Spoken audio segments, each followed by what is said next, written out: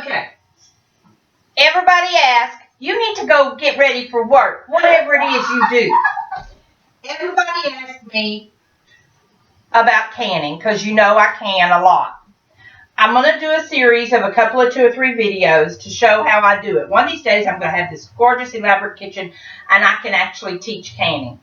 But until now, this is the way it goes. If you want me to come play with you in your kitchen, I'll do that anytime you want.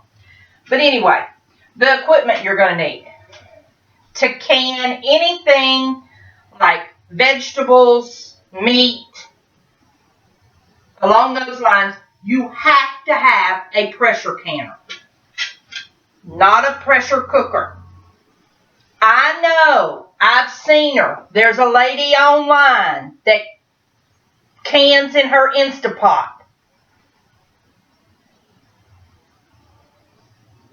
There are people that can successfully drive drunk too. That don't mean it's smart. Remember that. The proper equipment is what you need if you're going to can. This is your number one investment right here. And it's not ridiculously expensive. You can get one. My dream canner, oh my God. One of these days I'm going to have one of those. But anyway, the second thing you can get, and you can get it at Walmart, you can get it online or wherever, you're going to buy a canning kit. One of these days I'm going to find another one of these that's metal, because I really like metal better. It comes with a jar lifter. This is what you're going to put your jars in and out of the canner with. This is used for loading whatever it is you're going to load, and it kind of protects your rim from getting all nasty from whatever it is you're putting in it. This little thing I never use. All those ladies online use them. I don't. My hands are clean. When I reach in here and grab a lid to put it on my jar, my hands are clean. Me touching the very edge of this lid like this. Anywho, what? I'm just furniture. Yeah. I'm furniture right now. Your furniture. Furniture doesn't talk or giggle. This little jewel is one thing you actually have to have, and I'm going to fling it at you if you don't go play. I'll show you how to use it later. But you know what? I recently learned these little things right here. I thought they were decorative. They're not. You need different headspace for different things. This hooks on the edge of this lid. And everything in this jar before it goes in the canner has to be below that particular tip. I didn't know that. But anyway, these things you have to have. Just use the water. Mom, I will ruin your videos. You need quality jars. It only took me one time of standing in Walmart and looking that I could save $3 a case on jars. $3 a case cost me a whole lot more, because right around here on about 4 jars snapped while it was cooking in the canner. Never, ever, ever again. You can use Ball or Mason or Kerr. Mason's the style jar. Ball or Kerr jars, either one works great. Don't skimp on the lids. I tried that one time, and they don't snap down tight. Don't skimp. You're going to spend a lot of money and time putting food for your family in these jars. You'll use this jar several times. Don't think the $3 is worth it. It's not. Okay. You now have, if you have those things and a canner, you have the ability to put anything you want in a jar and can it. Before you get started, and I'll wash this one again because I've played with it so much. You need to wash your jars in hot, soapy water. You need a good antimicrobial soap Dawn is one. That's what I use because I like the suds. This is here another place. You don't want to use your cutesy dish soap that you got from Kohl's. You want to use a good soap because you want this jar. Can you hear it? It squeaks. There's no grease in it. It's clean. It smells clean. When you smell it, you shouldn't smell anything. If you smell something in it, it's not clean. If you can do your finger like this in this jar and it doesn't squeak, you need to wash and rinse it again because you've either A, still got some grease in it from something, or you didn't wash the soap off well enough. Okay? These are your lids. Now, Grandma used to put these lids on the stove in simmering water. About 8 years ago, and I was one of the loudmouths that came out about it, Ball changed their rubber that's on these lids. Used to, you had to put them in almost boiling, simmering water to soften that rubber. Not anymore. It is a thinner layer. So all you're going to do is you're going to wash your lids, here again, in nice, hot, soapy water. If you need to get a pair of latex gloves to slide on your hands, to get your hands in that hot water, there's no problem with that. There's no shame in that.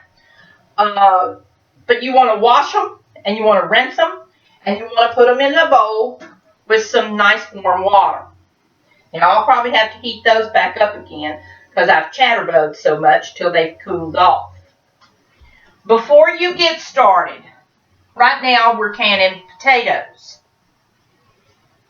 And I can't decide if I want to end the video here and then come back later and tell you how to do this. But one thing I did want to tell you, most canners are aluminum. You know how I hate aluminum. You're going to put about most canners have a line, but you're going to put about 2 to 3 inches of water in the bottom. And you're going to get that to a simmer before you put anything in it. This is cream of tartar.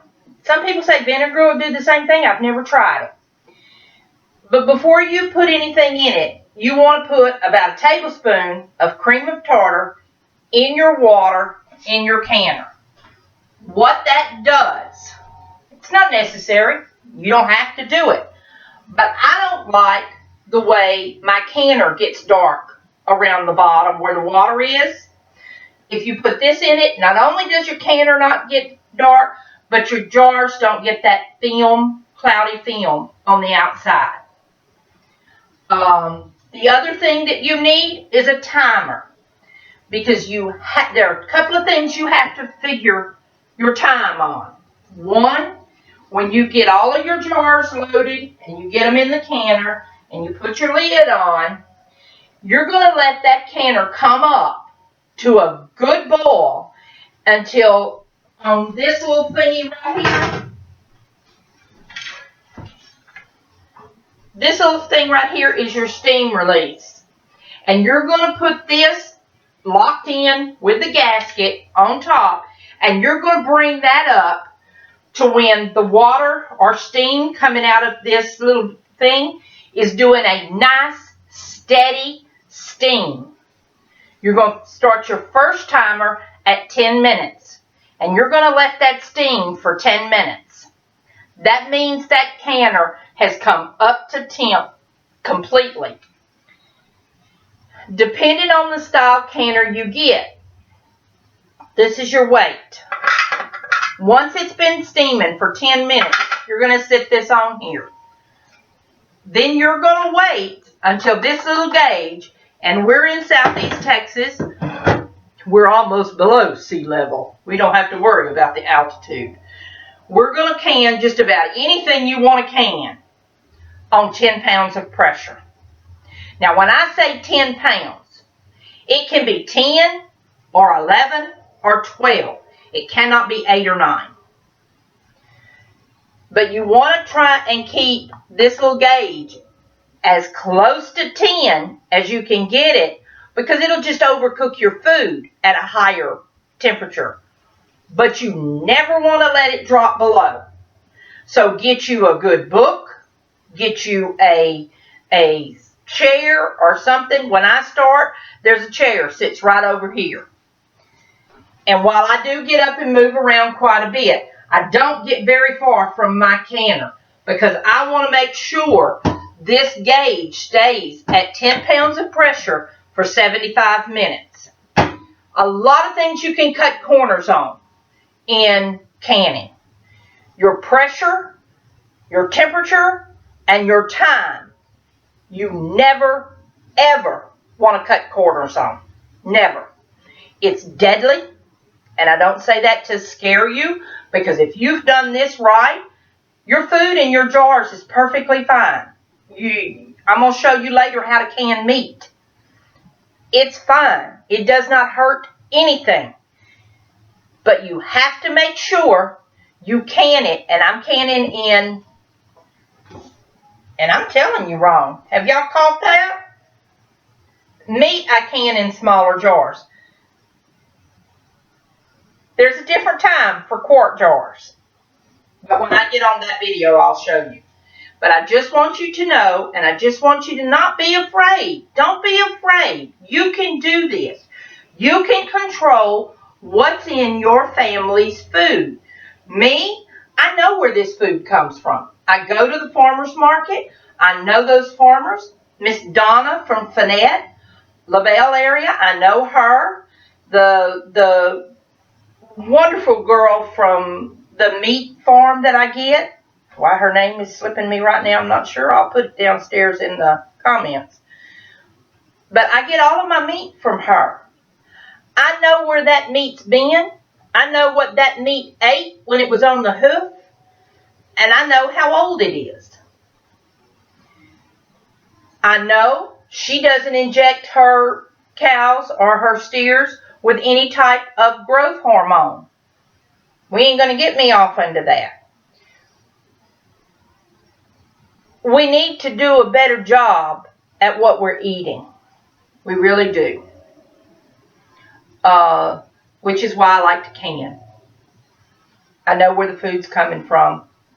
I know what it does. But I'm going to stop this video now. And then I'll do a second one showing you how to fill these potatoes up. What I did to cut them up. How I did them. And all of that will be in the second video. Did I do good? Did I rattle too much? Because you know I don't like them videos where they just rattle on and on and on. And maybe we can get through the second one without the entertainment.